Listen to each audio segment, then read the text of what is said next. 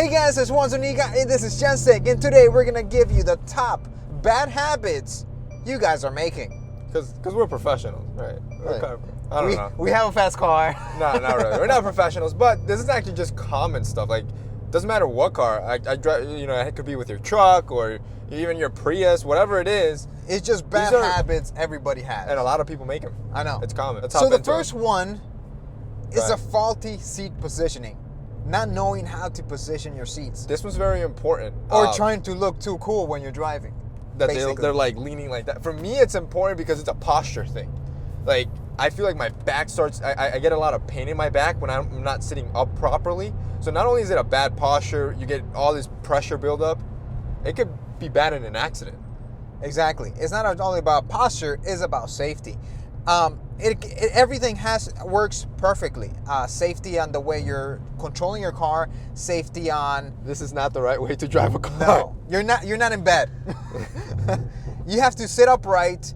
You have to make sure your hands are in the right position. You have to make sure your legs are in the right. You can't be outstretched out, because if something happens and you hit a car, you can break your arms. You can break your. I mean, so many things can happen. Okay, so what's a good positioning? So good positioning is sitting upright. Correct. All right. When you want to know how about the length for your accelerator. All right. So you can't be all stretched out. There has to be some bend on your legs. All right. So the best way is to sit on here, and then press on the brake, and then when you see that you can have your heel down on the floor and you can still press on the brake, that's a good positioning. You know what I'm saying? And there's some bend. And then when it comes to your arms, you have to also have some bend. You can't be outstretched out. And the best way to do it is to outstretch your arms, and your wrist have to hit the steering wheel. When your wrist hits the steering wheel, then that's good. You can put your hands back to the steering wheel, and you're gonna have some bend in your arm. So that's the best way to do it. The second one is not wearing your seatbelt, Jose. You guys all the time call him out, and that's true. You always have to wear your seatbelt. That first thing, the chime is annoying as hell. You want to know what? You want to know what though? Safety. Like it's. I know it's stupid. Don't listen to me, kids. But I only tend to wear seatbelts when I'm in my sports car and I'm driving. I know that is stupid, but when I'm in my truck, for some reason I feel safe. Yeah. I'm like, I'm too lazy to do. Don't do that. Accidents still happen, correct. Guys. No, that is 100% faulty. And it's something I need to fix that habit on ASAP. Because I mean, accidents still happen. Trucks can still roll over. Even if you're not driving, passengers can go out the window. I mean, so many things can happen. So always wear your seatbelt. Or even that theory of I'm sitting in the back, I don't need my seatbelt. No. You could still die. I've seen cases where you would still die if you're sitting in the back without a seatbelt. I mean, I've seen people come out the sunroof. You know what I'm saying? From the back. I've seen people coming from the back all the way to the front. So wear your seatbelt at all times. That's the second biggest mistake and bad habit everybody has. The third one is revving the car. Ooh! When it's cold. No, but that's actually very true. And especially if you're a newbie or you just bought a car. I remember when I bought my first sports car, which was the Corvette, the first thing that I was told was that, and I didn't know that because I never owned a sports car before.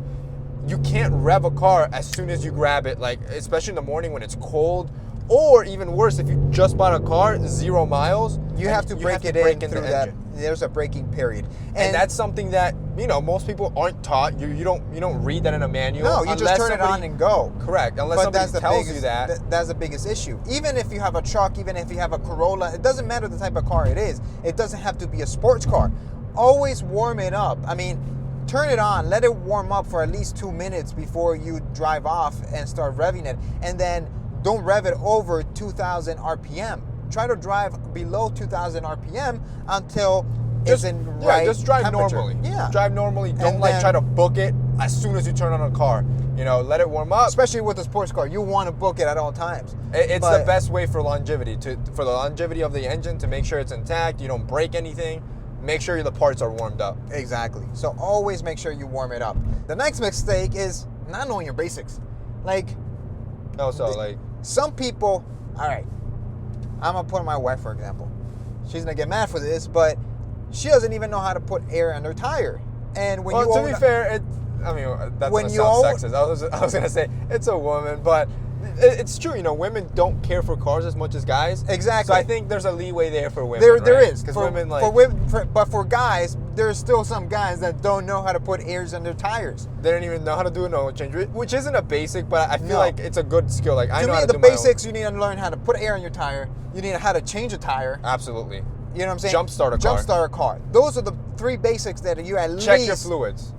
check your fluids. Yeah. 4 basics that you at least need to know when you have a car, because you don't know what's going to happen. You might be stranded somewhere. You're not going to wait for roadside assistance for an hour Correct. to change your tire. Correct. You know, you see a low air indication.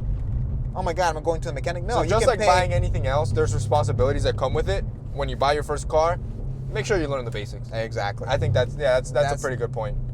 And the final one is driving with your hands on the wrong position of the steering wheel. That's very true. And I remember, especially when I got my first car, the cool thing is like, you know, I only need one hand. I only need one hand Yeah, to drive like to this. maneuver this. Or But as soon as I drive- got a sports car, it changed. Yeah. Because when you're going fast, or I mean, I'm not a sports driver, you need full control. Full control. And that mentality, that you leave that mentality so quick. Now, there was this old saying that you had to ride 10 and 2.